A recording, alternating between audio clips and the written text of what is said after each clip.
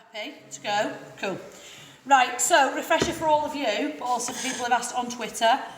Really, really easy process that we're going to go through.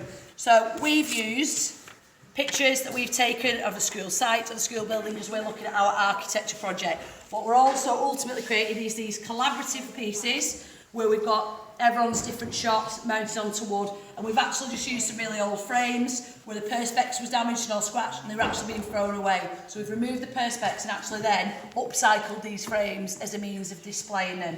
And what I'm just going to do a dead quick demo on is how to actually use the Liqiuitex transfer process, and we've got various stages of that here. So first stages is our pieces of wood, which we've then sanded just using sandpaper, very kindly cut by our DT department. Images which need to be trimmed basically to fit perfectly, so I will just trim this out while I explain this. Is that your piece of wood? No, do you want to grab your piece of wood for me? Right, so we're going to use Ella's picture. She's very kindly let me cut up. So it basically needs to be trimmed out, and to be honest, it doesn't need to be perfect, which is great, because when you peel it off, you kind of get a bit of an edge to it anyway. So I'll just close that. So we're going to stick this down. The Liqiuitex is like a gel medium, if you don't know, which is used for printmaking, but really, really handy for doing transfer.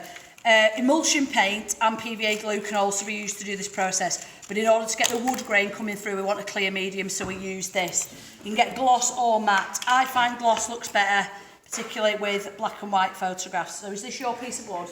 Yeah, brilliant. Okay. So we've got students to measure these, put measurements on, write names on the back of them as well, and then we've custom printed the images to fit. The gel basically gets brushed on, quite a generous layer. We don't want lumps as such, but you don't want a really, really fine layer where the picture's just not going to adhere to it properly. Okay, so Ella, you're going to take over this for me. You're going to carry that on. You all right with that? Just do it there. You can do it out the way if you want, and you can sit that down. When that's been totally covered in Liqiuitex, your photo is going to go face down onto it. And that's where you end up with this stage here. So I've got one of Connor's pictures here, which has been stuck down, and that's what we're left with. Then I just use old spray oil bottles, or you can literally just pour water on. You want to kind of saturate the paper, and you see very quickly it starts to go sort of translucent. You really want to give that a good bit of saturation, so I kind of recommend a good few sprays of water on there. First stage, you can use the flat of your finger, and I just use that to roll, and you start to see these quite big rolls of paper come off quite easily. It's not difficult. And obviously it's just about making sure we're not pressing on too hard because we don't want to peel the picture off.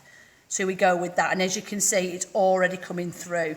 When that's done, what I recommend is students dry that with a hairdryer, let it dry, and it will cloud up again like this. At this point, you can wet it again and then use something like a paintbrush that's clean to actually just brush the finer bits of the paper pulp off. And what we've done then is sealed these. We've used an acrylic gloss, but PVA, yacht varnish or any other material will achieve a similar effect. But you will get these cracks and areas where it peels, but that's kind of part of the effect. So that is basically, in a nutshell, how we get a Liqiuitex print on wood. Cheers.